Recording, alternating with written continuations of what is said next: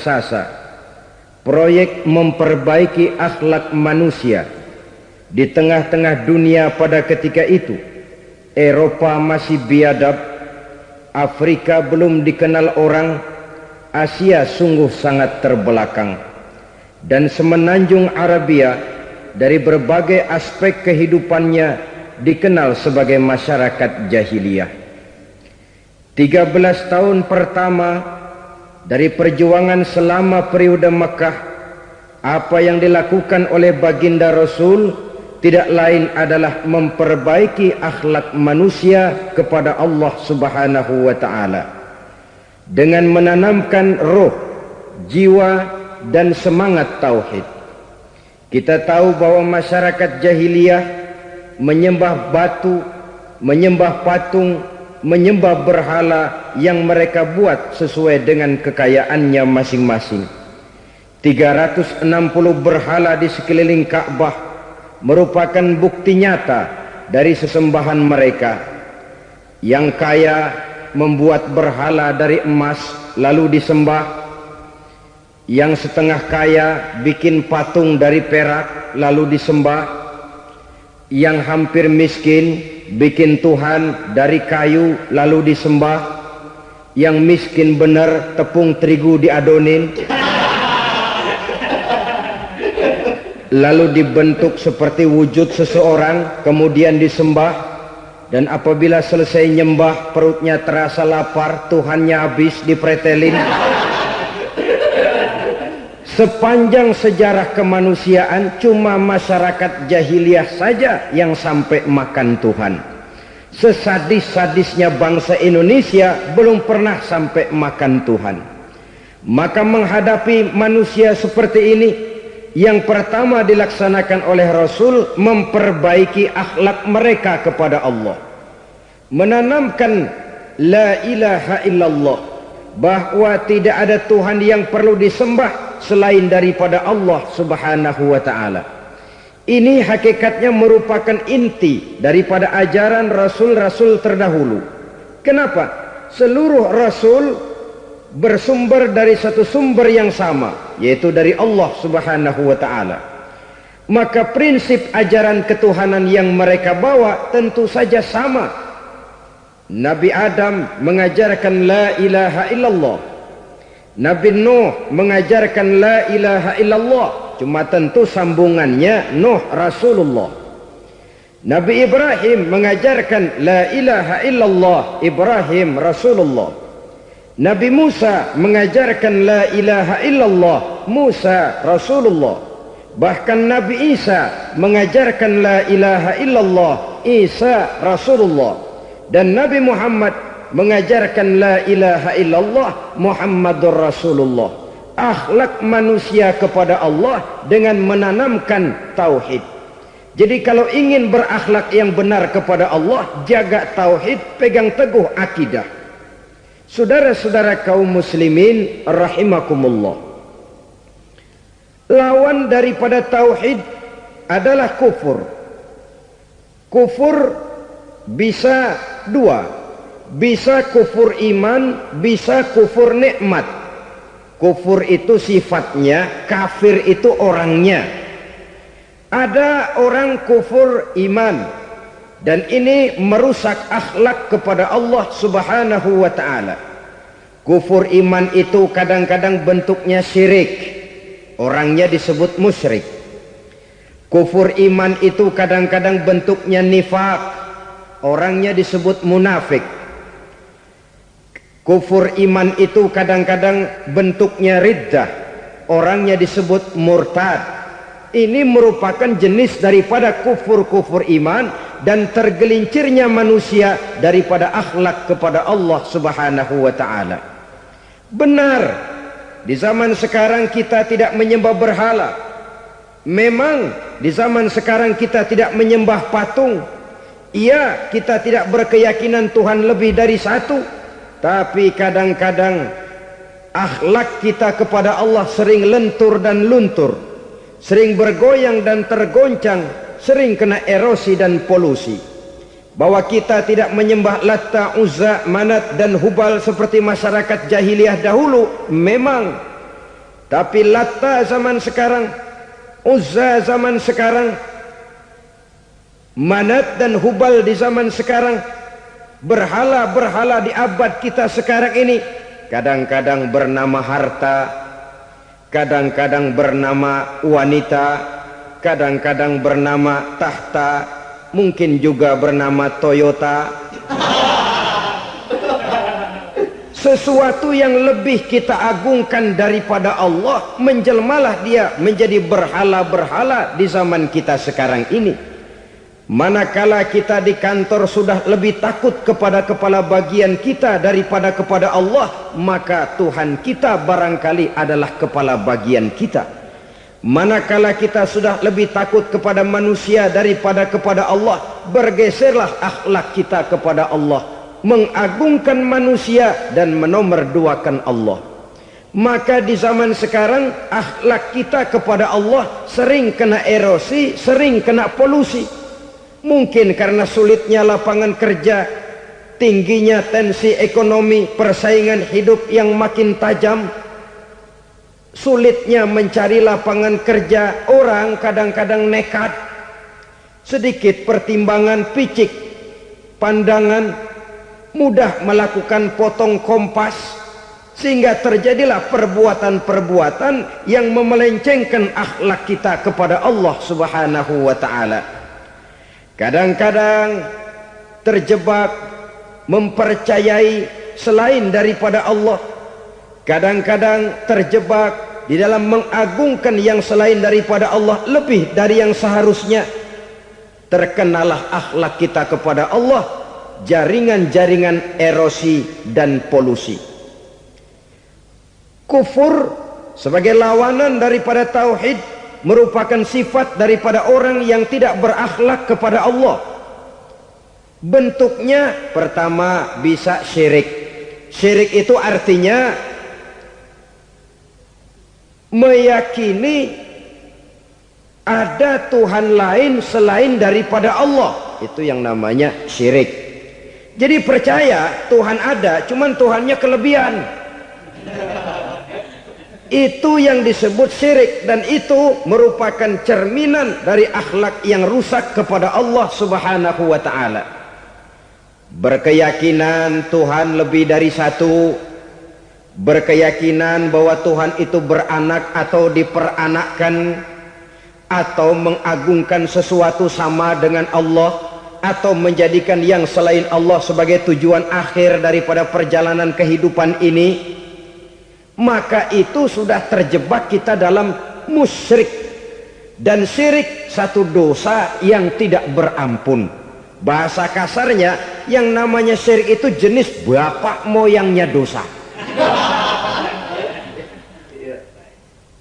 Saudara-saudara, sebab itu saya pesan, kalau memang terpaksa, biasanya yang tinggal di kota-kota besar itu kalau tidak kepengen dosa kan susah. Kalau terpaksa harus bikin dosa, cari yang kecil-kecil saja, yang kira-kira taubatnya gampang. Umpamanya pulang sholat Jumat nukar sendal, umpama yaitu jelas dosa. Tapi dosa yang taubatnya agak mudah. Jangan sampai terjebak ke dalam syirik, menyekutukan Allah. Kalau sudah menyekutukan Allah, Allah dimadu, murka benar Allah kepada kita. Innallaha la yaghfiru ayyushraka bih wa yaghfiru ma duna dzalika liman yasha. Allah tidak akan memberi ampun kepada orang yang menyekutukannya dengan sesuatu, tapi Allah mau mengampunkan dosa yang selain itu bagi orang yang dikehendakinya. Jadi orang-orang yang sudah terjebak syirik, menyekutukan Allah, meyakini ada Tuhan lain selain daripada Allah, meyakini Tuhan beranak atau diperanakkan, bagaimanapun baiknya mereka di dunia, bagaimanapun sosial jiwanya, bagaimanapun pemurah tangannya memberikan santunan dan pertolongan kepada orang lain, kalau sudah syirik, seluruh nilai kebaikannya akan tidak ada gunanya lagi, karena tidak ada tempat nilai kebaikan itu bergantung. Sedangkan kita berbuat baik agar diterima oleh Allah. Kalau Allahnya marah kepada kita, siapa yang akan menerima nilai kebaikan itu sendiri? Ini bentuk yang pertama. Yang nyata-nyata menyembah berhala, syirik. Yang nyata-nyata beriktikad Tuhan lebih dari satu, syirik. Atau yang tersamar. Yang tersamar itu yang sering jadi penyakit kita. Saya sejak ada perkutut ini di rumah, perkutut. Saudara-saudara, yang merusak akhlak kepada Allah, yang merusak tauhid setelah syirik, bisa juga berbentuk nifak. Nifak itu sifatnya, orang yang punya sifat nifak disebut munafik. Asal katanya dari nafakun. Nafakun itu satu lubang yang punya dua muka, seperti goa, ada tempat masuk, ada tempat keluar. Maka munafik orang yang punya dua muka. Kalau bahasa kita, pandai bermain minyak di atas air. Manis jika berhadapan, balik belakang lain bicara. Sehingga apa yang dinamakan nifak, kata Imam Ali Al-Jurjani dalam kitab ta'rifatnya, izharul imanu bil lisan wa kitmanul kufri bil qalbi. Menyatakan, menampakkan iman dengan lidahnya, tapi menyembunyikan kekafiran dalam hatinya. Dengan kata lain, lidahnya mah iman, hatinya mah kafir. Padahal hati itu yang dilihat, padahal hati itu yang dinilai. Kenapa lidahnya mengaku iman? Ya mungkin karena kepepet, mungkin karena kepentingan, mungkin karena ingin mencari kelemahan orang, lalu dia pura-pura beriman. Tapi sesungguhnya hatinya kufur. Ini merupakan penyakit munafik. Dan terus terang, menghadapi orang munafik jauh lebih berat daripada menghadapi orang kafir. Kenapa? Munafik ini kan musuh dalam selimut.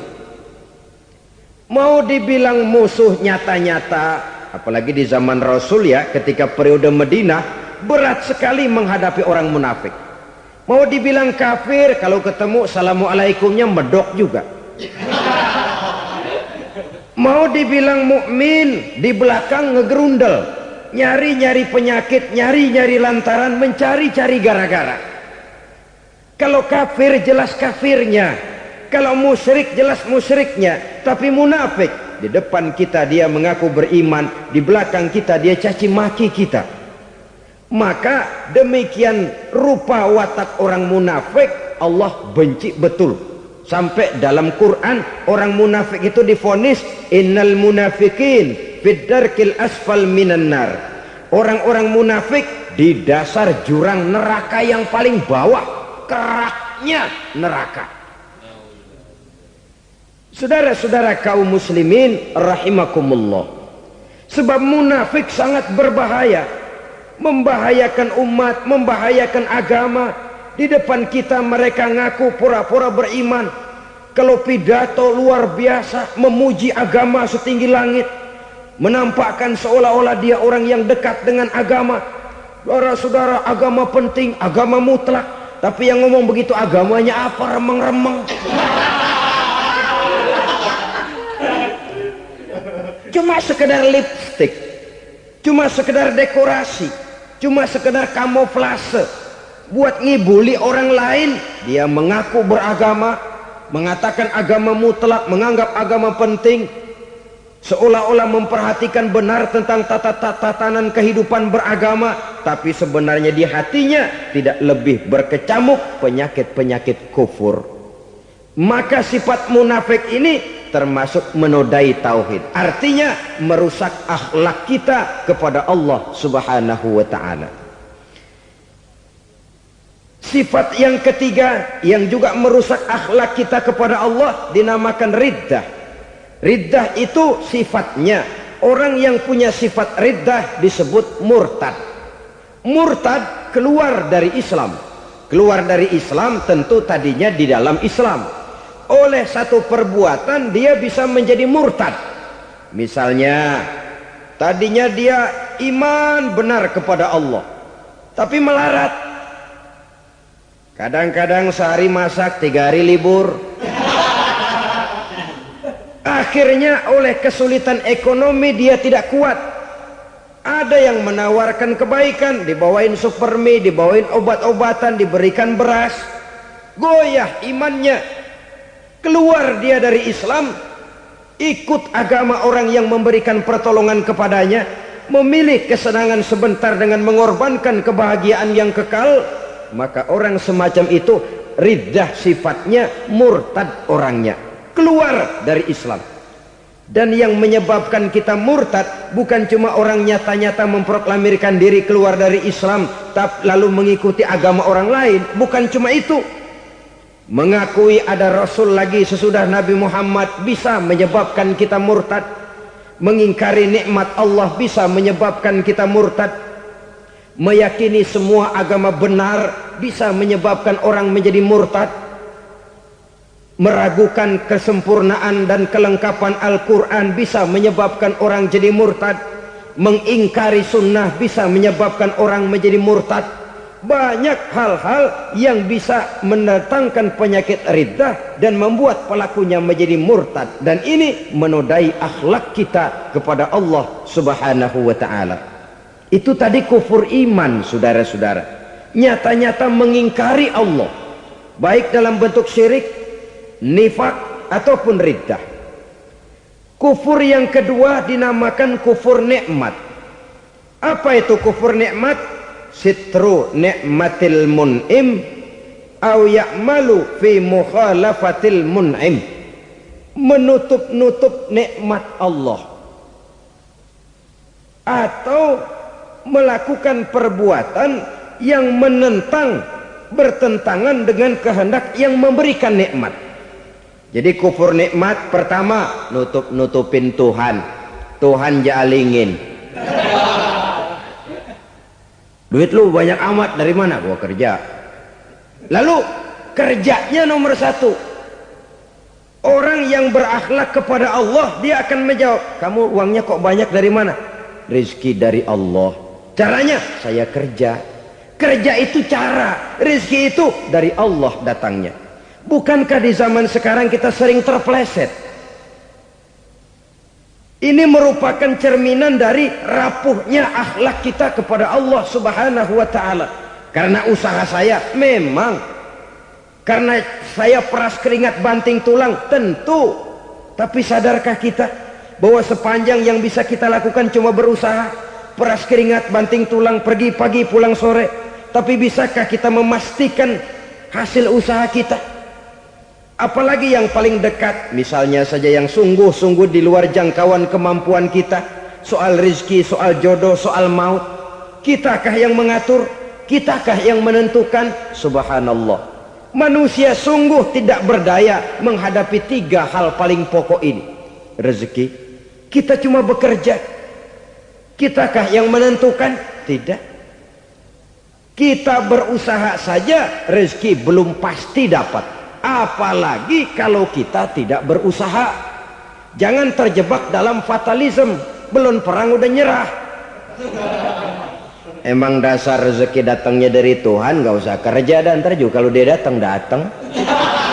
Dari mana datangnya? Kerja saja belum tentu dapat rezeki, apalagi kalau tidak kerja. Yang jelas usaha perlu kepastian, itu urusan Allah. Ini akhlak kepada Allah subhanahu wa ta'ala. Jodoh juga begitu.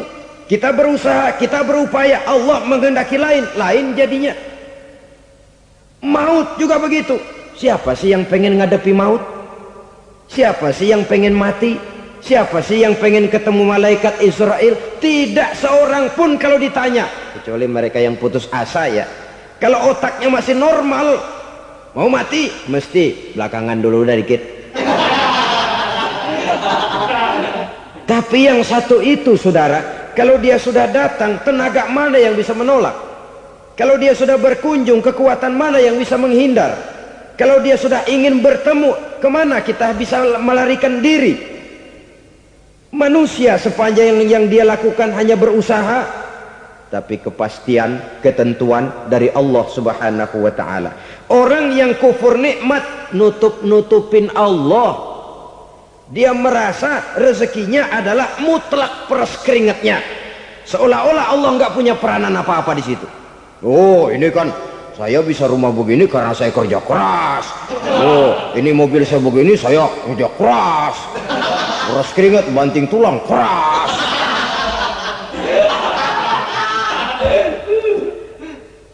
Saudara-saudara kaum muslimin rahimahkumullah, jadi menutup-nutupi Allah. Akibatnya nanti kalau dia berhasil, Allah ketutupan.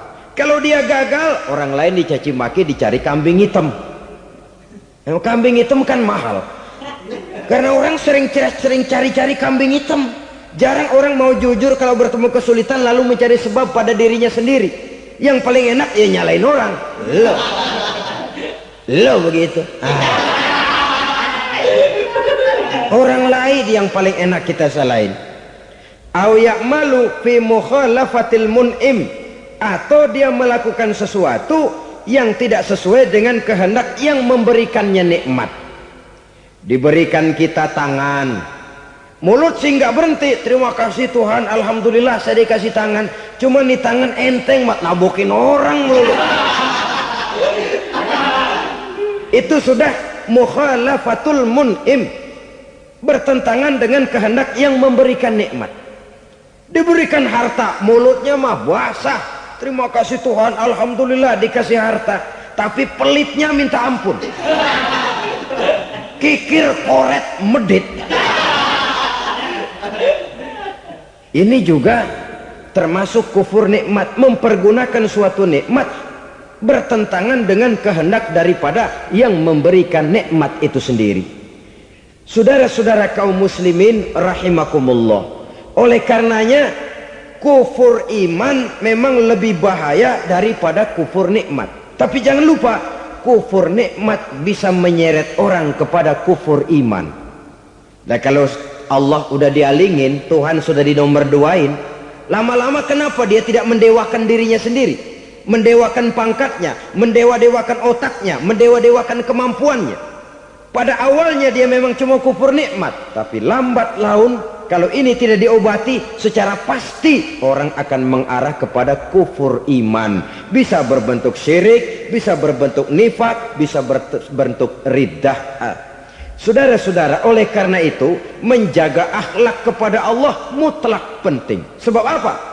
Kita tidak berakhlak kepada manusia saja, kita dikucilkan dari pergaulan. Kalau kita tidak berakhlak kepada Allah, dikucilkan oleh Allah. Hadis qudsi menyatakan, man lam yashkur ala na'mai wa lam yasbir ala balai falyakhruj min tahtis samai falyatlub rabban siwaya.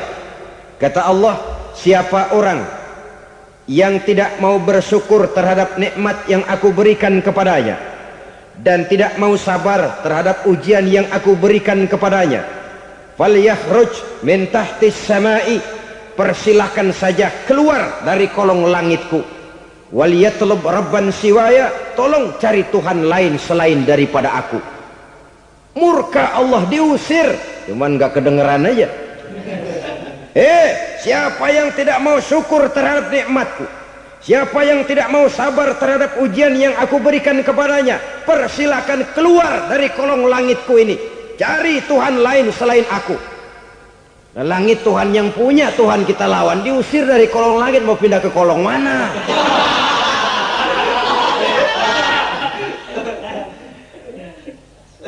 Jadi jangan merasa kufur nikmat kan enteng. Iya, kelihatannya begitu, tidak sebahaya kufur iman. Tapi kufur nikmat ini merupakan anak tangga yang kalau kita sudah mulai naik, kita akan naik terus sampai kepada tingkat di mana kita mengalami kufur iman.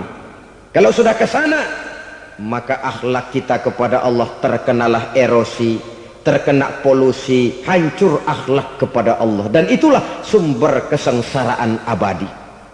Kalau cuma kita tidak berakhlak kepada manusia, barangkali resikonya cuma kehidupan di dunia ini. Mungkin juga ada kehidupan akhirat. Tapi kalau sudah tidak berakhlak kepada Allah, dunia akhirat kita rugi dan celaka. Maka pada kesempatan ini saya mengajak, marilah jaga baik-baik akhlak kita kepada Allah. Satu kali kita bertauhid, sampai mati kita bertauhid. Satu kali la ilaha illallah, jangan tergelincir lagi kita keluar daripada kalimat itu. Satu kali kita bertuhankan Allah, jangan bertuhan yang lain selain daripada Allah. Jangan sekutukan Allah, jangan samakan Allah dengan sesuatu, jangan mengangkat yang lain sama agungnya dengan Allah. Sebab dengan demikian kita seolah-olah sudah mengotori akhlak kita kepada Allah Subhanahu wa ta'ala. Ini berat, saudara-saudara. Ini tidak ringan. Kadang-kadang saya katakan tadi, masalah ekonomi, kadang-kadang persaingan hidup yang makin tajam, di tengah lapangan kerja yang makin sulit, di tengah orang banyak potong kompas. Kalau berpatokan kepada nilai tauhid, la ilaha illallah, tidak ada Tuhan selain Allah, maka saya tidak akan takut kecuali hanya kepada Allah. Saya tidak akan menggantungkan hidup kecuali hanya kepada Allah. Saya tidak akan minta rezeki kecuali hanya kepada Allah. Kadang-kadang situasi yang nekat membuat kita kehilangan keseimbangan, kehilangan pertimbangan, picik pandangan. Akibatnya kita merusak akhlak kepada Allah Subhanahu wa ta'ala. Ironinya kan orang sekarang kalau ditanya, lu nyolong ya? Iya. Kok berani? Emang. Lu nggak tahu Tuhan lihat? Tahu. Kok nyolong juga? Biarin. Kalau Tuhan mah lihat, jangan kagak ribut. Nggak ribut katanya. Kalau orang lihat, 2 orang saja tahu, geger kelurahan. Ini kan sudah mendustai dirinya sendiri, sudah merusak akhlaknya kepada Allah Subhanahu wa ta'ala. Tuhan nggak ribut katanya. Saudara hadirin yang saya hormati, jadi oleh karenanya akhlak kita kepada Allah merupakan basis daripada kehidupan beragama. Kalau itu sudah mulai rapuh, mulai terkena erosi dan polusi, mulai rusak, dikhawatirkan nanti nilai ibadah kita kepada Allah juga akan turut ambruk karenanya. Saudara-saudara kaum muslimin rahimakumullah, tugas yang kedua memperbaiki akhlak manusia kepada sesama manusia. Kita tahu Islam sesuai dengan namanya adalah agama damai. Maka akhlak manusia kepada sesama manusia menempati porsi yang penting dalam kehidupan beragama. Bagaimana seorang muslim bergaul, bertata krama terhadap sesama manusia. Mari kita lihat lebih jauh persoalannya. Untuk memudahkan pembicaraan dari kacamata agama, kita kelompokkan saja manusia itu dalam 2. Pertama yang seiman dan yang kedua yang tidak seiman. Yang tidak seiman itu kita sebut saja kufur atau kafir. Nah, kepada yang kafir pun kita diajarkan untuk berakhlak. Apalagi kepada yang memang nyata-nyata seiman, sekeyakinan, seakidah. Kemanapun Islam datang, ke negara manapun ia masuk, ia tidak menaburkan kerusakan. Jadi tidak benar kalau orang pernah itu menggambarkan, saking sentimennya seorang orientalis pernah menggambarkan Nabi Muhammad di tangan kirinya Quran, di tangan kanannya pedang, menggambarkan seolah-olah Islam dikembangkan dengan kekerasan. Sebenarnya tidak sama sekali. Kalaupun dalam sejarah perkembangan Islam pernah terjadi perang, maka perang dalam Islam sesungguhnya apabila kita amati sejarahnya bukan untuk memaksakan agama, karena memang agama tidak bisa dipaksakan, tetapi justru untuk mempertahankan agama dari segala macam hambatan, rintangan, hinaan dan fitnahan. Tapi kemanapun yang jelas Islam masuk, dia tidak pernah membuat kekacauan, kerusuhan ataupun penghancuran. Candi Prambanan bahkan dipugar, gereja-gereja tidak ada yang dihancurkan oleh umat Islam. Kenapa? Islam agama damai. Soal agama, soal lakum dinukum waliyadin, la ikraha fid din, qad tabayyana ar-rusdu minal ghayy. Tidak ada paksaan dalam beragama, sebab nyata yang benar dengan yang tidak benar. Belum pernah ada orang kafir masuk ke perkampungan orang Islam lalu dikejar-kejar, diteriakin kafir, kafir, sunatin.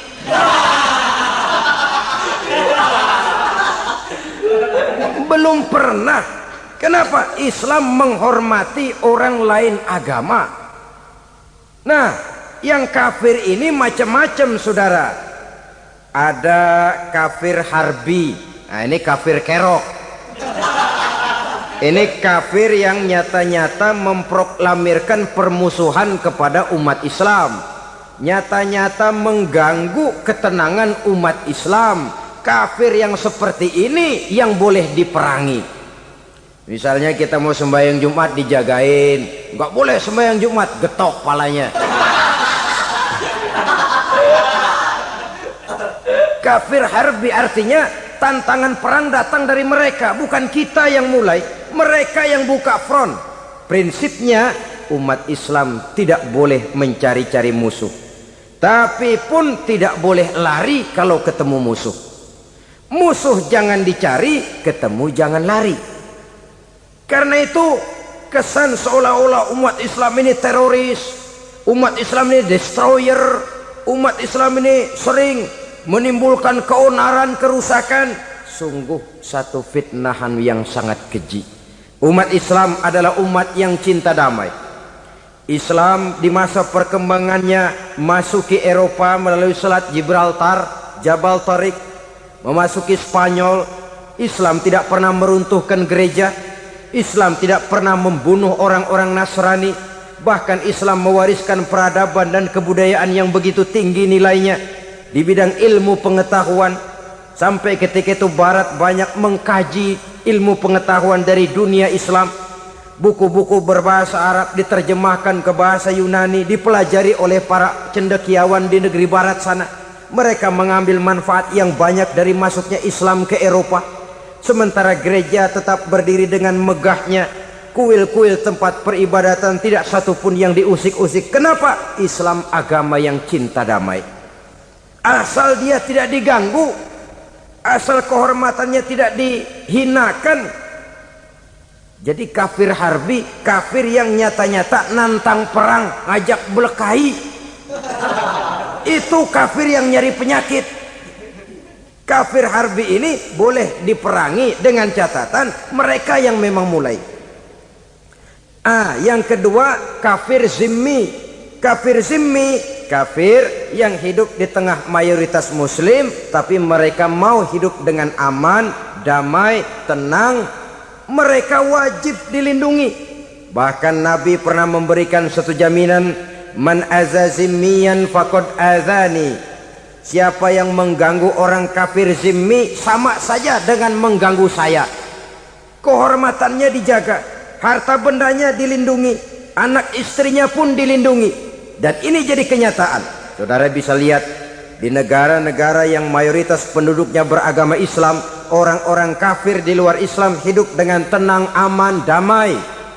Di Saudi Arabia, di luar tanah haram, di luar Mekah dan Madinah, banyak orang-orang kafir mencari nafkah. Mereka tenang, aman, dilindungi undang-undang. Begitu di Mesir, begitu di negara Indonesia yang berdasarkan Pancasila ini. Kehidupan beragama menimbulkan gairah, rukun, tenang, aman, damai, sepanjang tidak saling ganggu, tidak saling usik, menghargai orang yang sudah beragama, tidak menjadikan penganut suatu agama sebagai sasaran dari dakwah agama lainnya. Saudara-saudara kaum muslimin rahimakumullah. Jadi memang oleh Al-Quran kita dianjurkan asyidda 'alal kuffar ruhama bainahum. Tegas kepada orang kafir, kasih sayang kepada sesama muslim. Tapi tegas bukanlah berarti marah-marahan, bukan berarti musuh-musuhan, bukan ngajaki perang. Tegas dalam arti punya garis tentang kehidupan beragama, lakum dinukum waliyadin. Soal kehidupan sosial, mari kerjasama. Bangun jalan, ayo rame-rame. Siskamling, mari bebarengan. Bikin puskesmas, mari sama-sama. Tapi kalau sudah soal agama, itu tidak perlu ada toleransi agama. Yang perlu toleransi antar umat beragama. Kalau umatnya mau kerjasama silakan, tapi tidak menyangkut soal ibadah. Jangan kerjasama di bidang ibadah. Itu kerjasama yang salah pasang, saudara-saudara. Sehingga dengan demikian toleransi adalah menyangkut kehidupan antar umat beragama. Sedangkan agama sendiri punya coupling yang nyata. Sehingga dengan demikian tegas kepada orang kafir dalam arti kita punya satu kepribadian, tidak ngambang. Enggak, lalu kalau ditanya orang, sebenarnya agama lu apa sih? Ah, gua mah gimana musimnya aja. Agama pakai musim kayak rambutan. Akhirnya ya begitu, musim-musiman. Ke masjid kelihatan, ke gereja hayo, ke candi nongol, ke apa? Bingung malaikat bagaimana nyatetnya nih bocah ini. Di mana aja ada. Kita punya satu kepribadian. Saya muslim dan garis saya ini, lakum dinukum waliyadin. Bagi Tuhan persilakan agama Tuhan, bagi kami agama kami. Kami hormati Tuhan, Tuhan hormat kepada kami. Tapi soal agama couplingnya jelas. Kerjasama, mari urusan muamalah, bidang sosial. Yuk kita siskamling sama-sama dengan orang lain agama. Mari jaga kerukunan, kesatuan, persatuan, kekompakan. Perbaiki jalan yang rusak, mari sama-sama. Mendandani jembatan yang runtuh, mari sama-sama. Tapi sembahyang, couplingnya lain-lain. Sebab Nabi juga dulu pernah ditawarkan begitu loh sama kafir jahiliyah dulu, Quraisy itu.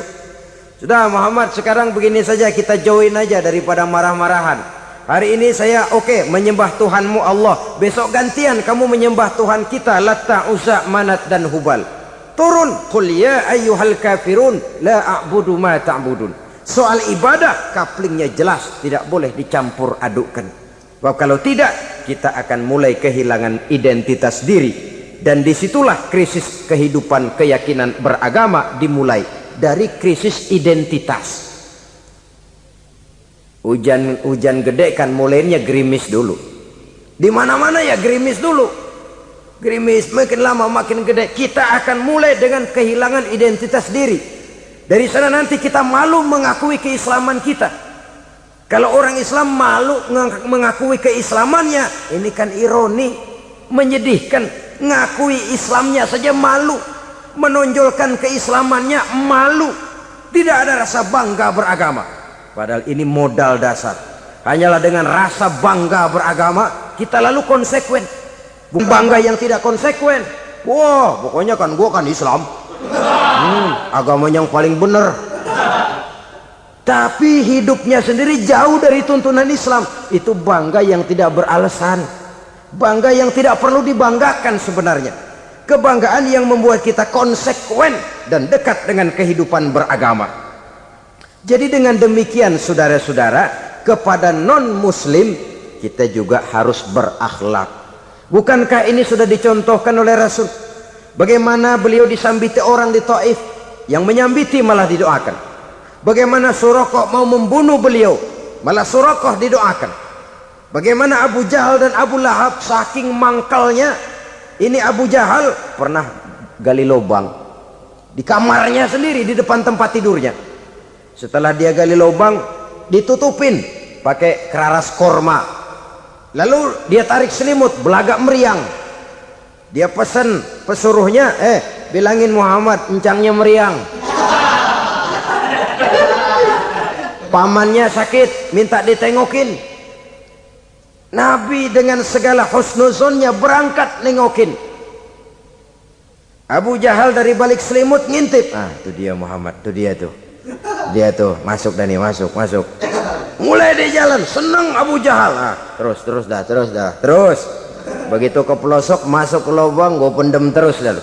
Memang niatnya mau mencelakakan Nabi. Sudah tinggal beberapa langkah lagi Nabi akan berjalan ke arah lubang itu. Malaikat Jibril ngasih tahu, Muhammad, Abu Jahal pamanmu cuma pura-pura sakit. Di depan tempat tidur itu ada lubang sudah dia gali untuk menjerumuskan kamu. Sudah balik pulang. Balik badan Nabi. Sudah hampir mau melangkah, kakinya malah muter pulang. Abu Jahal yang lihat Nabi sudah hampir jatuh nggak jadi, balik pulang. Lupa kalau lagi sakit. Udah Muhammad buruan sini. Nabi ke pintu, dia kejar. Dia lupa sama lubang yang dia gali. Begitu dia kejar, dia yang ke pelosok masuk ke dalamnya. Sejak saat itu ada pepatah, man hafara hufratan waqa'a fiha. Siapa yang suka nggali lubang, dia sendiri bakal terpelosok ke dalamnya. Jatuh dia ke lubang yang dia gali. Padahal ya paling banter 2 atau 3 meter paling dalam. Dari dalam lubang itu dia teriak-teriak, Muhammad, Muhammad, tolongin, pamanmu kecebur. Kasih tahu Muhammad, kasih tahu. Kasih tahu, datang lagi lah pesuruhnya. Muhammad, pamanmu Abu Jahal kecebur, minta tolong diangkatin. Sudah diulur tambang, habis sambung lagi, nggak bisa sampai. Masa iya, cuma kamu yang bisa nolong. Apa yang dilakukan Nabi? Balik mau nolongin. Akhlak. Kita kalau ada orang gali lubang buat nyeburin kita, dia sendiri yang kecebur. Gorok gua kagak lemin loh. Mati sekalian dah. Nabi mah enggak, balik nolongin tuh Abu Jahal. Kenapa paman kecebur? Iya Muhammad, tolong, tambang udah diulur-ulur, sambung-sambung nggak sampai. Aduh kasihan paman, nih pegang tangan saya. Nabi cuman ulurin tangan, nyampe dipegang oleh Abu Jahal, diangkat ke atas. Nyampe atas, apa kata Abu Jahal? Tambang bergulung-gulung nggak nyampe, kamu cuma pakai tangan doang kok bisa Muhammad, hebat banget sihirmu. Mukjizat dia bilang sihir, udah ditolongin nyelak lagi, kan yang enak kita injak palanya. Orang dulu bilang wah katanya nolongin anjing kejepit, udah selesai ditolongin malah yang nolong digigit. Saudara hadirin yang saya hormati, kepada orang-orang kafir kita harus berakhlak, menghormati mereka, tidak memaksakan satu keyakinan dalam batas-batas yang ditolerir oleh agama, yaitu pada masalah-masalah sosial dan muamalah. Itu kepada non-muslim, apalagi kepada sesama muslim. Baik akhlak kepada orang tua, akhlak kepada guru, akhlak kepada jiran atau tetangga, itu semua termasuk dalam akhlak kepada sesama manusia. Akhlak kita kepada orang tua, kadang-kadang kita orang timur ini ketularan orang barat. Engkongnya dianggap CS, salaman main kedet aja, halo kong. Engkongnya berhalo di bengong. Saudara-saudara kaum muslimin rahimakumullah, akhlak yang tua kepada yang muda, akhlak yang muda kepada yang tua, kepada jiran dan tetangga, kepada sanak famili dan handai tolan, pendeknya kepada sesama muslim. Tetangga ada haknya, ada hak tetangga yang kalau kita berakhlak itu harus dipenuhi. Contoh kecil, kalau saya beli radio, itu saya dong boleh berpikir, ini radio saya beli pakai uang saya setel di rumah saya, sekeras-kerasnya ada apa sama orang lain? Radio gua, yang beli gua pakai duit gua, gue setel di rumah gue, ada urusan apa sama orang lain? Itu kalau menurut saya. Tapi tetangga sebelah saya kan bisa juga ngomong begitu. Mata gue yang ngantuk, gue tidur di rumah gue, kenapa suara radio lu masuk kemari? Ketika itulah lalu kebebasan saya nyetel radio dibatasi oleh kebebasan tetangga saya yang mau tidur. Ini sudah akhlak namanya. Umpamanya lagi ada Nabi ajarkan, iza tobakhta maraqatan fa'akthir ma'aha wa ta'ahad jironaka. Kalau kamu masak sayur, banyakin kuahnya, bagiin tetangga kamu. Bukan bagiannya itu yang jadi soal, tapi akhlak kepada tetangga. Udah tahu tetangganya kelaparan, diseksa, goreng ikan asin, se-RW baunya ngayap, kembang kempis orang nungguin. Saudara hadirin ma'asyiral muslimin rahimakumullah. Jadi dengan demikian, kalau sudah kembali kepada orang-orang yang nilai imannya sama dengan kita, apapun organisasinya, apapun baju yang mereka pakai, kaos yang mereka pakai, jaket yang mereka pakai, kalau sudah seakidah, seiman, jaga akhlak kita. Pendapat boleh berbeda, kaos boleh tidak sama, jaket boleh beraneka warna, bendera boleh beragam-ragam, Tapi ukhuwah Islamiyah ini utamakan. Adalah lebih baik mencari persamaan dalam kehidupan dan bukan memperbesar perbedaan. Hanyalah dengan mengembangkan nilai-nilai akhlak semacam ini, toleransi tidak hanya diperlukan kepada yang non-muslim, kepada sesama muslim pun toleransi. Artinya apa? Jangan memponis amalan orang lain. Yang usolli, yang tidak usolli, berjalanlah menurut keyakinannya masing-masing. Jangan lalu memponis, itu namanya nggak toleransi. Kamu nggak pakai usolli ya? Enggak. Brengsek. Kamu pakai usolli ya? Iya. Bid'ah. Lah dua-duanya kagak yang bener. Kalau yang sembahyang kagak bener, bagaimana yang kagak sembahyang? Apa itu yang bener? Toleransi, setuju dengan perbedaan pendapat, jangan memponis amalan orang lain. Karena kita hanya beramal, hak menerima adalah Allah Subhanahu wa ta'ala. Jangan sebentar-bentar mencap bidah dolala, finnar, neraka. Kayaknya neraka kapling orang tuanya kali. Gampang bener masukin orang ke neraka. Kita kadang-kadang bisa toleransi dengan orang luar, tapi kepada sesama muslim toleransi tidak sanggup kita adakan. Mengklaim merasa kita yang benar, orang lain salah semua, itu tidak toleransi namanya. Mentang-mentang jadi ustadz nih, satu-satunya ustadz di sini ya, semuanya mesti ngaji kemari. Kalau nggak ngaji kemari Islamnya kurang tapi bener. Toleransi.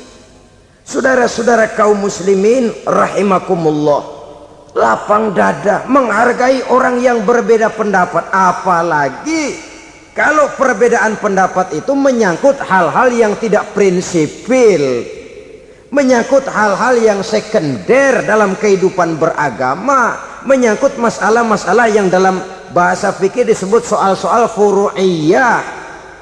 Tidak usah menyebabkan kita bersih tegang. Kepala sama hitam pendapat boleh berbeda dan halal. Bahkan Nabi mengatakan ikhtilafu ummati rahmatun, perbedaan pendapat di kalangan umatku bahkan menjadi rahmah, sepanjang perbedaan pendapat itu diiringi dengan rasa toleransi. Tapi kalau sudah main baku hantam, main klaim, memponis orang lain, akhirnya timbullah keretakan. Jangan heran kadang-kadang satu masjid dua kelir. Ya soal kelir boleh kelar-kelir, boleh kelar-kelir, tapi kalau harus terlalu mencolok menyebabkan timbulnya keretakan, saya kira yang akan turun bukan lagi rahmah tapi bala. Bala akan menimpa kita, jatuh kita menjadi umat yang lemah. Oleh karena di antara kita sendiri, sesama kita tidak pandai bertoleransi, tidak lapang dada. Ada anak muda kelihatannya mau majuan dikit, yang tua curiga. Nih, kalau dia maju pasaran gua bangkrut dong nih. Lalu ditekan tuh anak ditekan melejit. Kadang-kadang yang tua maksudnya baik, mau memelihara, yang muda salah terima. Kan tua kejemur. Dari dulu sampai sekarang gitu-gitu doang, anak kemajuannya. Padahal yang tua barangkali maksudnya juga baik, mau memelihara. Sebenarnya kalau kita bisa mencoba mencari titik temu dengan alur komunikasi, tidak merasa diri yang paling benar, tapi toleransi, boyak menerima pendapat orang lain, setidaknya mau mendengar omongan orang. Yang susah kalau udah kena penyakit nggak mau ngerti omongan orang, nggak mau nerima pendapat orang. Kodok di kolong tempayan, cukeng kayu asem, asal ijo udah ijo aja, ijo dah. Nggak ngerti omongan orang, yang kayak begini yang orang jadi kesandung. Oleh karena itu saudara-saudara, alangkah nikmatnya kehidupan ini apabila kita menyadari kita ini ummatan wahidah, satu umat yang satu, yang diikat dengan akidah. Kalau kepada yang non muslim saja kita diajarkan untuk berakhlak, apatah lagi kepada yang seiman, seakidah, sekeyakinan. Wajarkah perbedaan pendapat yang kecil-kecil lalu menyebabkan kita bertolak belakang, cerai-berai, centang perenang? Bila bertemu di jalan yang satu menyisih ke kiri, yang lain menyingkir ke kanan. Kalaupun juga bercampur di tengah kumpulan orang banyak, persis air dengan minyak. Yang atu melengos, yang atu madep mojok. Orang lain senyum, dia mau pada manyun. Saudara-saudara kaum muslimin rahimakumullah, realita ini walaupun tidak enak, pahit, tapi masih hidup di sebagian masyarakat kita. Ini yang perlu kita atasi. Soal toleransi kepada orang lain, sejarah sudah membuktikan. Mari kita jangan cuma bisa mengajak orang lain, umat lain untuk bertoleransi dengan kita, tapi kepada sesama kita, toleransi ini perlu kita tegakkan, perlu kita bina, terutama di dalam kita menuju bentuk ideal daripada konsep ukhuwah Islamiyah ini, yang memang selalu kita akan cari bentuk-bentuk idealnya sejalan dengan perkembangan situasi dan kondisi yang dihadapi oleh umat. Perbedaan organisasi, perbedaan kepentingan organisasi tidak seharusnya menyebabkan kita merasa meremehkan orang lain dan mengangkat diri, mengklaim diri sebagai yang ter. Jadi dengan demikian, apabila yang pertama tadi akhlak kepada Allah dinamakan hablum minallah, maka yang kedua ini merupakan hablum minan nas. Jikalau baik akhlak kita kepada Allah, baik akhlak kita kepada manusia, nikmat rasanya menjalani kehidupan. Kadang-kadang orang akhlaknya kepada manusia baik, tapi kepada Allah tidak baik. Hormat sama yang tua, menyayangi yang muda, sama tetangga rukun, tapi sama Tuhan nggak mau sujud. Ini baik kepada manusia, tapi tidak berakhlak kepada Allah. Atau sebaliknya, sujudnya sama Allah mah tekun, bener, khusyuk, bahasanya juga fasih, luar biasa. Tapi sama manusia sombong, takabur, ujub, merasanya dia doang yang paling benar. Sebab iblis itu ya, itu kadang-kadang datang lewat hati, dan memang selalu markasnya di situ. Kalau dia tidak bisa menggoda kita dengan yang lain, dia tumbuhkan sifat ujub.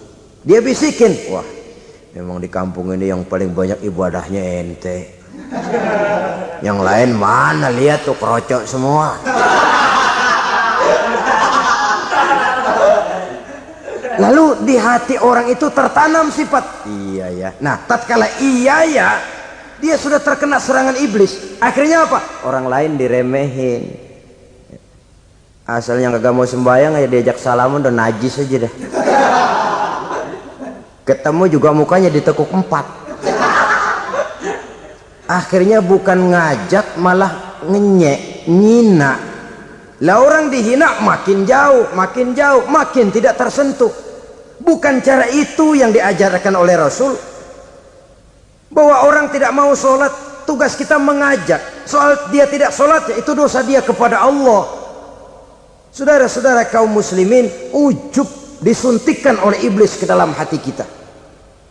Sujudnya kepada Allah benar, tapi akhlaknya kepada sesama manusia merasa paling benar sendirian, merasa orang lain salah semua. Pokoknya kalau di luar lingkungannya udah kagak bener aja udah bahaya. Saudara-saudara, ini juga penyakit yang disuntikkan oleh iblis. Sebab iblis itu tipu dayanya luar biasa, strateginya lihai. Makin tinggi kualitas iman, ya makin berat upaya iblis untuk menjerumuskan kita. Karenanya saya mengajak, marilah kita bertoleransi, baik kepada non muslim, lebih-lebih lagi kepada sesama muslim yang kebetulan berbeda baju, berbeda kaos, berbeda organisasi, lain bendera yang dibawanya. Tapi toleransi mari kita canangkan. Kita terikat oleh ukhuwah Islamiyah. 2. Yang ketiga, akhlak manusia kepada makhluk Allah lainnya di luar manusia. Islam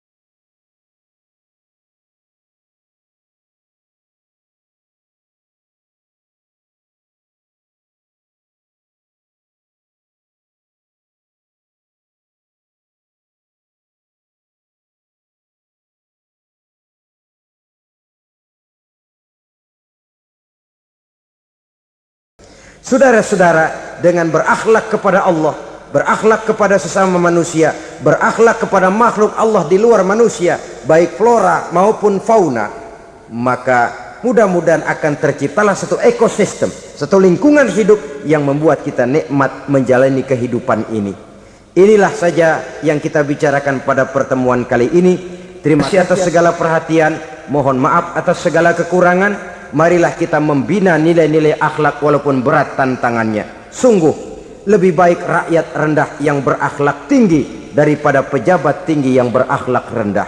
Karena nilai manusia pada akhirnya ditentukan oleh akhlaknya itu. Mau sukses di masyarakat, mari kita utamakan akhlak. Usikum wa nafsi bitaqwallah. Wassalamualaikum warahmatullahi wabarakatuh.